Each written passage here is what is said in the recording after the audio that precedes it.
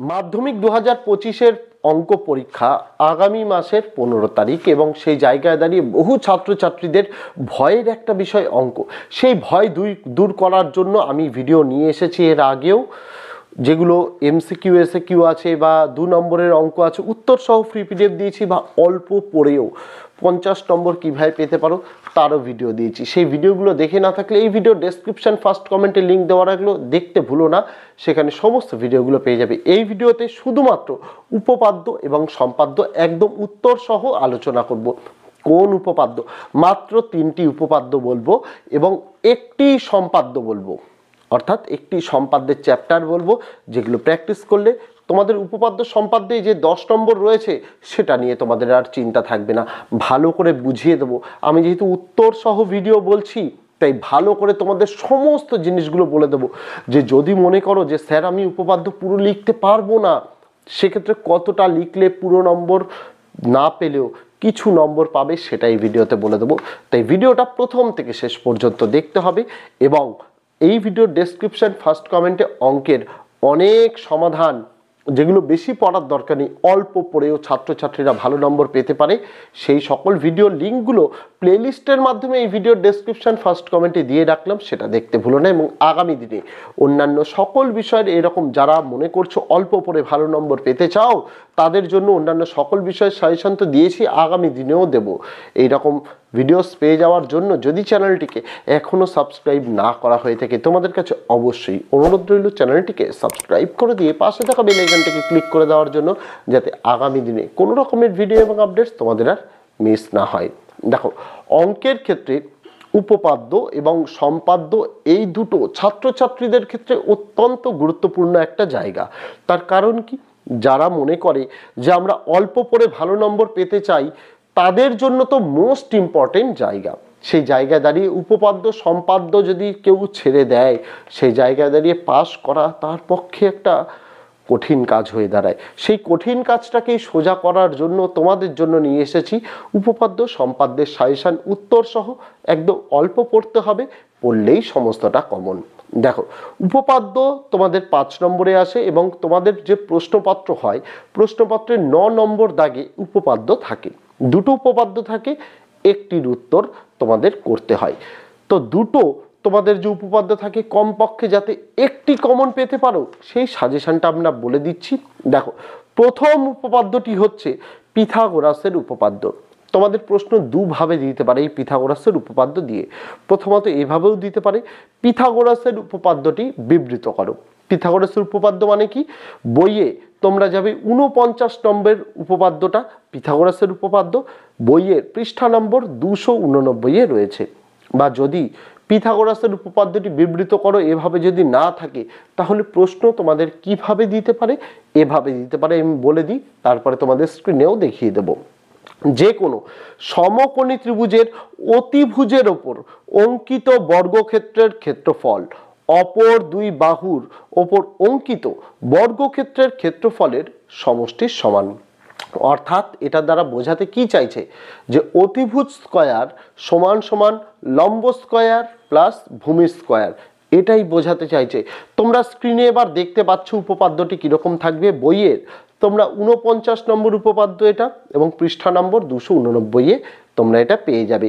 এই উপপাদ্যটা তোমাদের এভাবেও দিতে পারে যে পিথাগোরাসের উপপাদ্যটি বিবৃত করো।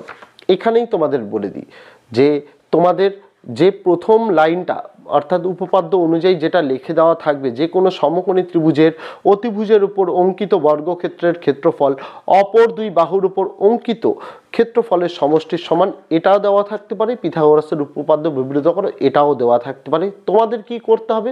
তোমাদের প্রথমে লিখতে হবে প্রদত্ত। প্রদত্ততে তোমাদের যেটা বলে দেওয়া আছে সেটা তোমাদের লিখতে হবে। তারপরের পয়েন্ট, উপপাদ্যের 4টে পয়েন্ট থাকে। প্রথম পয়েন্ট প্রদত্ত, তারপরের পয়েন্টে তোমাদের করতে হয় প্রমাণ করতে হবে যে, এই পয়েন্টটা তোমাদের লিখতে হয়। এই পয়েন্টটা তোমরা লিখলে তারপরে তোমাদের লিখবে, সরি আমি ভুল বললাম, প্রদত্ত, তারপরে তোমাদের পয়েন্ট লিখতে হবে অঙ্কন। অর্থাৎ এই উপপাদ্য প্রমাণের জন্য তোমাকে যদি এক্সট্রা কিছু আঁকতে হয় সেটা অঙ্কনের দ্বারা লিখতে হয়। এই উপপাদ্যে কোনো কিছু অঙ্কন নেই, তাই লেখা নেই। তারপরে লিখতে হবে প্রমাণ করতে হবে যে কি প্রমাণ করতে হবে। এখানে লেখা আছে তোমাদের অতিভুজ স্কয়ার, মানে যেটা ফর্মুলা অনুযায়ী লেখা রয়েছে এসি এবি এরকম দিয়ে, অতিভুজ স্কয়ার সমান সমান লম্ব স্কয়ার প্লাস ভূমি স্কয়ার। তারপরের পয়েন্ট হচ্ছে প্রমাণ। এবার অনেক ছাত্রছাত্রীরা বলে যে স্যার আমি তো পুরো উপপাদ্যটা আমার পক্ষে করা সম্ভব নয়, সেই ক্ষেত্রে তোমরা কি করবে, তোমাদের যেটুকু লিখে দিয়েছে সেটা লেখার পর তোমরা লিখবে প্রদত্ত, তারপরে লিখবে অঙ্কন যদি উপপাদ্যে অঙ্কনের প্রয়োজন হয়, তারপরে লিখবে প্রমাণ করতে হবে যে, আর যে চিত্রটা রয়েছে সেই চিত্রটা তোমাকে এঁকে দিতে হবে। এইটুকুও যদি করে দিতে পারো 1.5 থেকে 2 নম্বর তোমাকে কিন্তু দিয়ে দেওয়া হবে স্টেপ মার্কিং অনুযায়ী। ফুল মার্কস না পেলেও এইটুকু করেও তুমি 1.5 থেকে 2 নম্বর তুমি পেয়ে যেতে পারো, তাই ছেড়ে আসবে এই চিন্তাটা রাখার কিন্তু কোনো দরকার নেই। নেক্সট যদি উপপাদ্যে আসতে চাই, নেক্সট উপপাদ্য যেটা ইম্পর্টেন্ট সেটা হচ্ছে উপপাদ্য নম্বর 48। এটা তোমরা বইয়ের 255 নম্বর পেজে পাবে। আগে উপপাদ্যটা বলে দিই, তারপরে দেখিয়ে দেব উপপাদ্যটা কীরকম। উপপাদ্যটায় এইরকম তোমাদের লেখা থাকবে, যে কোনো সমকোণী ত্রিভুজের সমকৌণিক বিন্দু থেকে অতিভুজের উপর লম্ব অঙ্কন করলে ওই লম্বের উভয় পার্শ্বস্থিত ত্রিভুজদ্বয় সদৃশ এবং ওই ত্রিভুজগুলির প্রত্যেকে মূল ত্রিভুজের সঙ্গে সদৃশ হবে। এই উপপাদ্যটা মনে হতেই পারে যে স্যার পিথাগোরাসের উপপাদ্যে তো সমকোণী ছিল, এই উপপাদ্যতেও সমকোণী আছে, আমরা তো বেশি মুখস্থ রাখতে পারি না, আমরা কিভাবে বুঝবো? দেখো পিথাগোরাসের উপপাদ্যে সমকোণী আর বর্গক্ষেত্র এই দুটো কথাই থাকবে, এইটা দেখে বুঝবে উপপাদ্য নম্বর তোমাদের 49 অর্থাৎ পিথাগোরাসের উপপাদ্য। আর উপপাদ্য নম্বর 48 দিলে তোমরা কি বুঝবে, তোমাদের সমকোণী ত্রিভুজ যেরকম লেখা থাকবে তার পাশাপাশি একটি কথা লেখা থাকবে সমকৌণিক। আবারও বলছি, সমকোণী ত্রিভুজ যেরকম লেখা থাকবে তার পাশাপাশি একটি কথা লেখা থাকবে সমকৌণিক। এই কথাটা লেখা থাকলে বুঝবে উপপাদ্য নম্বর 48। তোমরা স্ক্রিনে দেখতে পাচ্ছ উপপাদ্যটা কিরকম।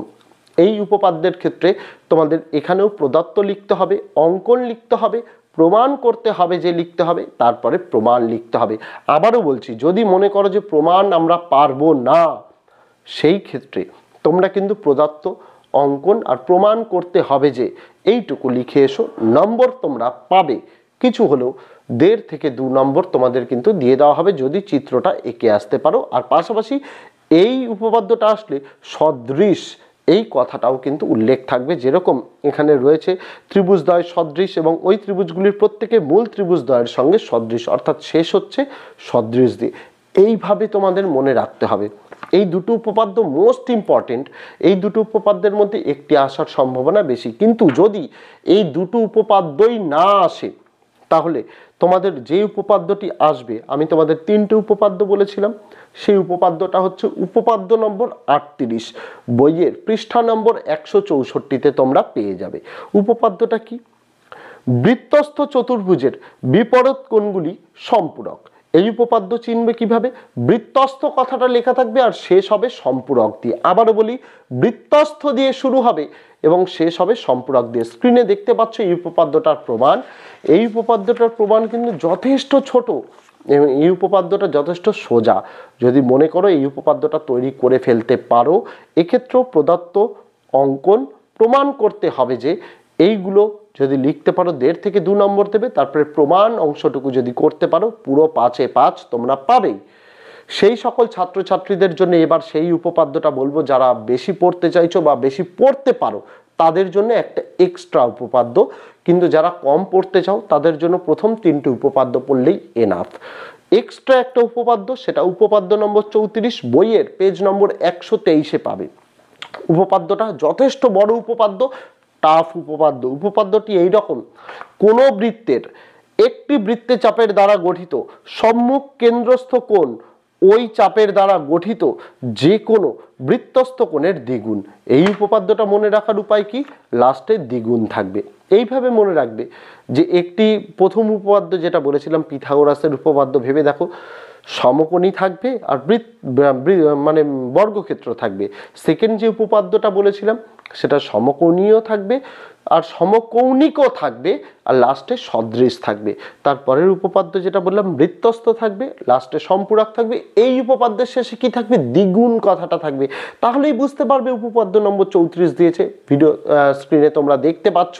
এক্ষেত্রেও প্রমাণ, তারপরে অঙ্কন, প্রমাণ করতে হবে যে, পাশাপাশি তারপরে প্রমাণ, এই জিনিসগুলি লিখতে পারলে ফুল মার্কস তোমরা পেয়ে যাবে। উপপাদ্য এইটুকু করলেই এনাফ।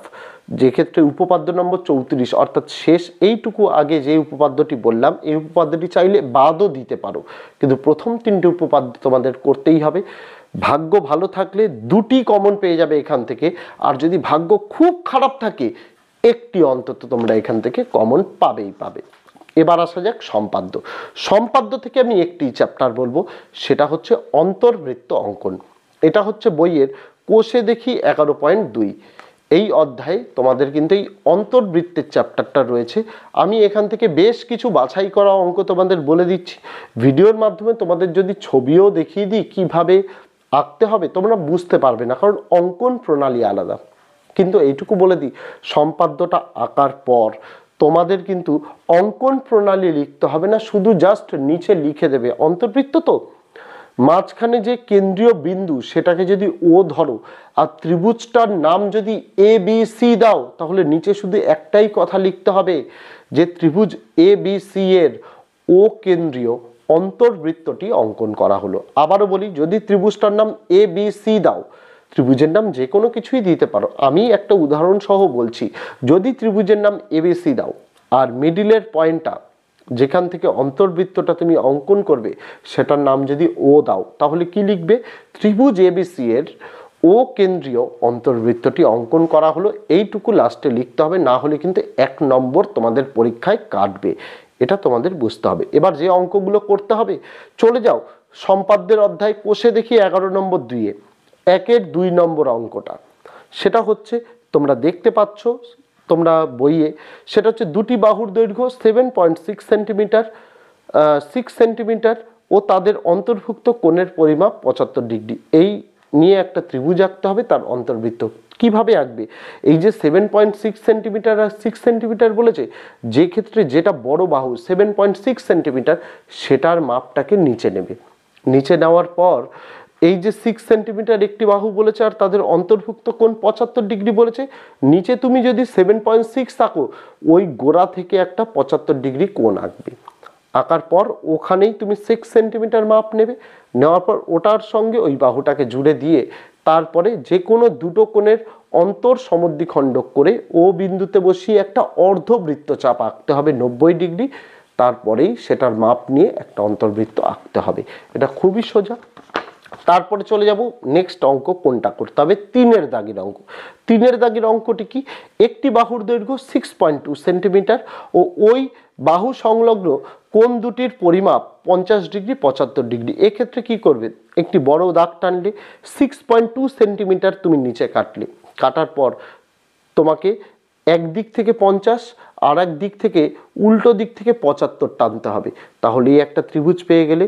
তারপরে যে কোনো দুটো কোণের তোমাকে অন্তর সমদ্বিখণ্ডক করে দুটোর সংযোজক যে বিন্দু আসছে সেটাকে ও নাম দেবে। ও নাম দিয়ে একটা 90 ডিগ্রি বৃত্তচাপ নিচের বাহুটা অর্থাৎ ভূমিতে একটা বৃত্তচাপ এঁকে ওইটুকুর মাপ নিয়ে অন্তর্বৃত্ত তুমি এঁকে দেবে। চলে যাব নেক্সট অঙ্ক যেটা করতে হবে, প্র্যাকটিস 5-এর দাগেরটা। সেটা হচ্ছে একটি সমকোণী ত্রিভুজ যার অতিভুজের দৈর্ঘ্য 9 সেমি এবং অপর একটি বাহুর দৈর্ঘ্য 5.5 সেমি এর একটি ত্রিভুজ অঙ্কন করে অন্তর্বৃত্ত অঙ্কন করতে হবে। তো এই ক্ষেত্রে কি করবে? তুমি 9 সেমি বা 5.5 সেমির মধ্যে যে কোনো একটা নিচে নিলে, আমি ধরে নিলাম বড় বাহু মানে 9 সেমি, সেটাই তুমি নিচে কাটলে। কাটার পর ওর গোড়া থেকে সমকোণী ত্রিভুজ বলেছে মানে একটা 90 ডিগ্রি অঙ্কন করবে। 90 ডিগ্রি অঙ্কন করার পর আরও একটা বাহু 5.5 সেমি বেঁচে রইল, সেটা এদিকে কাটবে, এটার সাথে এই রকমভাবে জুড়ে দিলে আবার ত্রিভুজ অঙ্কন হয়ে গেল। যে কোনো দুটো ত্রিভুজ, যে কোনো দুটো কোণের অন্তর সমদ্বিখণ্ডক করে ও বিন্দু পাবে, একটা বৃত্তচাপ ভূমিতে আঁকবে, তার মাপ নিয়ে অন্তর্বৃত্ত তুমি অঙ্কন করবে। নেক্সট অঙ্ক, একটি সমদ্বিবাহু ত্রিভুজ যার ভূমির দৈর্ঘ্য 7.8 সেন্টিমিটার এবং সমান বাহু দুটির প্রত্যেকটির দৈর্ঘ্য 6.5 সেন্টিমিটার এইটা একটা ত্রিভুজ অঙ্কন করে অন্তর্বৃত্ত আঁকতে হবে। তো এই ক্ষেত্রে সমদ্বিবাহু ত্রিভুজের ক্ষেত্রে তোমাকে ভূমির দৈর্ঘ্য বলে দিয়েছে 7.8, অর্থাৎ নিচে যে বাহুটা কাটছো সেটা 7.8 কেটে নেবে। আর বাকি দুটো সমান বাহুর দৈর্ঘ্য বলে দিয়েছে 6.5, কম্পাসে 6.5 নিয়ে এদিকে কাটবে, এইদিকে বসিয়ে এদিকে কেটে ত্রিভুজ পেয়ে গেলে আবারও যে কোনো দুটো কোণের অন্তর সমদ্বিখণ্ডক করে ও বিন্দু পাবে, ও বিন্দু থেকে ভূমির ওপরে একটা 90 ডিগ্রি এঁকে তার মাপ নিয়ে অন্তর্বৃত্ত গোল করে দেবে। নেক্সট অঙ্ক, লাস্ট অঙ্ক 7এরটা। একটি সমদ্বিবাহু ত্রিভুজ যার ভূমির দৈর্ঘ্য 10 সেন্টিমিটার এবং সমান কোণের একটির পরিমাপ 45 ডিগ্রি এর একটি অন্তর্বৃত্ত অঙ্কন করতে হবে। তো এই ক্ষেত্রে কি করতে হবে, ভূমির দৈর্ঘ্য তুমি 10 সেন্টিমিটার নিয়ে নিলে, সমান দুটির একটির পরিমাপ 45 ডিগ্রি বলেছে, মানে একটি 45 হলে আরেকটিও 45 হবে। তো এই দিক থেকেও 45, এই দিক থেকেও 45 আঁকলে তুমি ত্রিভুজ পেয়ে যাবে। আবার দুটো কোণের অন্তর সমদ্বিখণ্ডক করে ও বিন্দু পাবে, ও বিন্দু থেকে ভূমির ওপরে একটা বৃত্তচাপ 90 ডিগ্রি অঙ্কন করে তার মাপ নিয়ে একটা অন্তর্বৃত্ত অঙ্কন করলেই হয়ে যাচ্ছে তোমার অন্তর্বৃত্তটি। এইভাবে যদি তুমি করো কোনো অসুবিধা তোমাদের থাকবে না ছাত্রছাত্রীরা। আর তোমাদের জন্য 50 নম্বর পাওয়ার জন্য সাজেশান যেমন দিয়েছি, 90-এ 90 কমন পাওয়ার জন্য সাজেশান দিয়েছি, এমসিকিউ এসিকিউ 2 নম্বর কোনগুলো প্র্যাকটিস করতে হবে তার উত্তর সহ ফ্রি পিডিএফ দিয়েছি। সমস্ত কিছু পেয়ে যাওয়ার জন্য এই ভিডিওর ডেসক্রিপশন ফার্স্ট কমেন্টে আমি প্লে লিস্টের লিঙ্ক দিয়ে রাখলাম, সেগুলো দেখতে ভুলো না, সেখানে সমস্ত ভিডিওগুলো পেয়ে যাবে, একবার অন্তত দেখে নিও। তো আজকে ভিডিওতে এটুকুই ছিল ছাত্রছাত্রীরা। আগামী দিনে অন্য কোন বিষয়ের এইরকম ভিডিওর প্রয়োজন সেটা কমেন্ট করে জানাতে ভুলো না। তো দেখা হচ্ছে তোমাদের সঙ্গে আগামী দিন অন্য কোনো বিষয়, অন্য কোনো ভিডিও নিয়ে। ততদিন সকলে ভালো থেকো, সুস্থ থেকো।